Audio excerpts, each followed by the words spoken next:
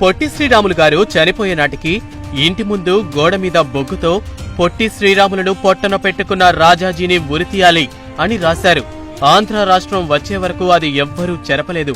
అప్పట్లో మనం మద్రాసు ఉమ్మడి రాష్ట్రంలోనే ఉంటున్నాం. ప్రకాశం పంతులు గారు ముఖ్యమంత్రిగా పనిచేసి రాజాజీ రాజకీయానికి, తన అహంకారానికి పదవీచ్యుతుడయ్యాడు. తెలుగువారంటే ఆరంభ సూరులు మాత్రమేనని పుకారు పుట్టించారు. తమిళుల హేళనలు, దౌర్జన్యాలు మితిమీరిన మనల్ని తెలుగువారని కాకుండా మద్రాసీలు అనే పిలిచేవారు. స్వాతంత్ర్యం వచ్చాక కూడా మనకు గుర్తింపు లేదు. మద్రాసు మొదలు తంజావూరు వరకు తెలుగువారితో నిండిపోయింది. కానీ తెలుగుకు ప్రాధాన్యత లేదు. 1952 వచ్చినా ఆంధ్ర వాళ్ళంటే తెలియదు. మద్రాసు వాళ్ళమే మొత్తం ప్రపంచానికి. ఈ బాధ భరించలేక స్వామి సీతారాం అనే ఆయన గుంటూరులో ఆమరణ నిరాహార దీక్ష చేపట్టారు. రాజాజీ ప్రభుత్వం శిబిరాన్ని అణచివేసి సీతారాం దీక్షను భగ్నం చేసింది. పైగా తెలుగువారు ఆరంభ సూరులని మళ్లీ హేళన చేసింది. దిగమింగుకోలేని ఈ అవమానానికి పొట్టి శ్రీరాములు గారు స్పందించారు. సర్కారు ఎక్స్ప్రెస్ లో గుడివాడలో ఎక్కి మద్రాసులో దిగి బులుసు సాంబమూర్తి గారి ఇంట దీక్ష ప్రారంభించారు. రాజాజీ కోపంతో ఊగిపోయాడు. రాష్ట్రాన్ని ముక్కలు కానివ్వరు అని సవాల్ చేశారు. ఎవరైనా కాంగ్రెస్ వారు ఆ వైపుకు వెళ్లారా, వారి అంతు చూస్తానన్నారు. దీనితో కాంగ్రెస్ వాడైన పొట్టి శ్రీరాములు ఒంటరివాడైపోయాడు. ఏర్నేని సాధు సుబ్రహ్మణ్యం తప్ప ఆయన వెంట ఎవ్వరూ లేరు. అయినా తన దీక్షను పొట్టి శ్రీరాములు వదల్లేదు. 9వ రోజు నెహ్రూకి తెలిసి రాజాజీకి ఫోన్ చేశారు. అవన్నీ ఉడత ఊపులేనని, తాను అణిచివేస్తానని రాజాజీ నెహ్రూకు నమ్మబలికారు. తెలుగువారు లక్షల మంది ఉన్న మద్రాసు నగరంలో ఆదరణ లభిస్తుందని అనుకుంటే ఒక్కరూ అటువైపు రాలేదు. అది తెలుగువారి ఐక్యత. సమస్య కాంగ్రెస్ది కాదని, తెలుగువారి ఆత్మగౌరవం కోసమని గ్రహించటంలో అంతా రాజాజీ బుట్టలో పడ్డారు. తెలుగు నాయకులంతా ముఖం చాటేశారు. 58 రోజులు ఒక మనిషి ఆహారం తీసుకోకుండా దీక్ష చేస్తుంటే ఏ తెలుగువారికి జాలి, దయ కలుగలేదు. టంగుటూరి ప్రకాశం పంతులు గారు రాజాజీకి వ్యతిరేకం గనుక ఆయన వెళ్లి మద్దతు ప్రకటించి వచ్చారు. కేవలం తన బాధనంతా మిత్రులకు లేఖల్లో వెళ్లబోసుకున్నారు పొట్టి శ్రీరాములు. వారిలో ముఖ్యులు సాధు సుబ్రహ్మణ్యం గారి అల్లుడు ముసునూరి భాస్కర్రావు, కూరాళ్ల భుజంగం తదితరులు. పొట్టి శ్రీరాములు శారీరక స్థితి నిరాహారంతో ఎప్పుడో అదుపు తప్పింది. ఆ బాధ భరించలేక ఆయన గావు కేకలు పెట్టేవారు. పేగులు పుండ్లు పడి పురుగులు నోటి వెంట వచ్చేవి. కళ్ళు, చెవుల నుంచి కూడా వచ్చేవి. జీర్ణ వ్యవస్థ తిరగబడి మలం కూడా నోటి నుంచి వచ్చేది. వర్ణించటానికే వీలు లేనంత దారుణమైన శారీరక దాష్టికంతో నిండుకుండ వంటి శ్రీరాములు నిర్జీవుడవ్వటానికి 58 రోజులు పట్టింది.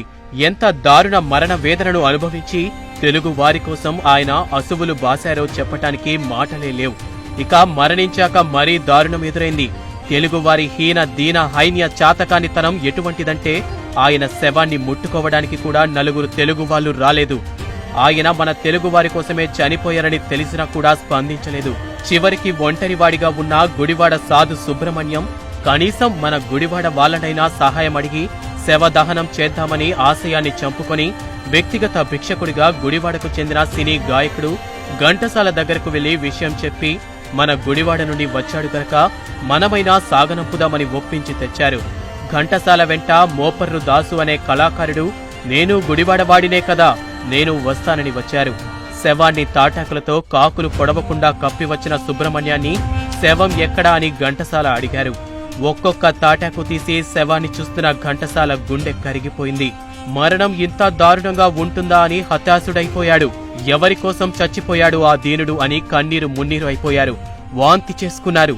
తెలుగు జాతి కోసం తన ప్రాణాలు దానం చేసిన ఈ మహనీయుడి శవాన్ని ఎవరికీ తెలియకుండా తీసుకెళ్లడం సబబు కాదని, తెలుగు వాళ్ల కళ్ళు తెరిపించడానికి ఈ శవమే దిక్కు కావాలని ఆవేశంతో ఊగిపోయారు. వెంటనే ఒక ఎద్దుల బండి మాట్లాడి శవాన్ని అందులోకి ఎక్కించారు. అప్పటికప్పుడే ఆసువుగా ఘంటసాల తన వీర కంఠాన్ని ఎలుగెత్తి తెలుగు జాతి పౌరుషం చచ్చిందని, చీము నెత్తురులేని తెలుగు జాతి కోసం అసువుల శ్రీరాములు నువ్వు అంటూ గొంతెత్తి పాడుతూ శవయాత్ర ప్రారంభించారు. గుండెల్ని పిండే ఘంటసాల మాటలు, పాటలకు మద్రాసు ప్రెసిడెన్సీ కాలేజీ ముందుగా శవం వెళ్తున్న సమయంలో విన్న కాలేజీ కుర్రాళ్లు పౌరుషంతో అమరజీవి జోహార్ అంటూ బండి వెంట అరుస్తూ యాత్రలో చేరారు. అమరజీవి మరణ వార్త టెలిగ్రామ్ ద్వారా ఆంధ్ర కేసరికి తెలపటంతో ఆయన మెయిల్ కు మద్రాసు వచ్చారు. సరిగ్గా ఆ సమయానికి శవయాత్ర మద్రాసు సెంట్రల్ రైల్వే స్టేషన్ కు చేరింది. శ్రీరాములు దారుణ శవ పరిస్థితిని చూడగానే ఆంధ్ర కేసరి ఆవేశం కట్టలు తెంచుకుంది. బూతు పురాణంతో తెలుగు జాతి చేతకాని తరాన్ని ఆయన చీల్చి చెండాడుతూ పనికిరాని తెలుగు జాతి నా కొడక రా అంటూ పెట్టిన పెడబొబ్బలకి ఎలా కదిలారో లక్షలాది మంది తెలుగువారు. క్షణాల్లో మద్రాసు నగరం మంటల్లో తగలబడింది. షాపులు లూటీ అయ్యాయి. ఆంధ్రదేశమంతా అట్టుడికిపోయింది. 8 మంది పోలీసు కాల్పుల్లో చనిపోయారు. నెహ్రూ రాజాజీని చివాట్లు పెట్టి ప్రజలను శాంతపడమని, శ్రీరాములు మరణం వృధా పోదని, ఆంధ్రులకి ప్రత్యేక రాష్ట్రం ఇస్తామని పార్లమెంటులో ప్రకటించడంతో తెలుగు జాతి ఊరడిల్లింది. సాధు సుబ్రహ్మణ్యం గారే శవానికి దహన క్రియలు కర్మకాండ జరిపారు. ఆ త్యాగజీవి కీర్తిశేషులు పొట్టి శ్రీరాములు గారి ప్రాణత్యాగం ఫలితంగా మనకు ప్రత్యేక ఆంధ్ర రాష్ట్రం ఆంధ్రప్రదేశ్ గా అవతరించింది. మిత్రులకు విన్నపం, ఈ కష్టం మనకు తెలియదు. కనీసం మన పొట్టి శ్రీరాములు, ఘంటసాల, ప్రకాశం పంతులు గొప్పతనం మన పిల్లలకు తెలియచెప్పటం మన బాధ్యత. అమరజీవి పొట్టి శ్రీరాములకు జై హింద్.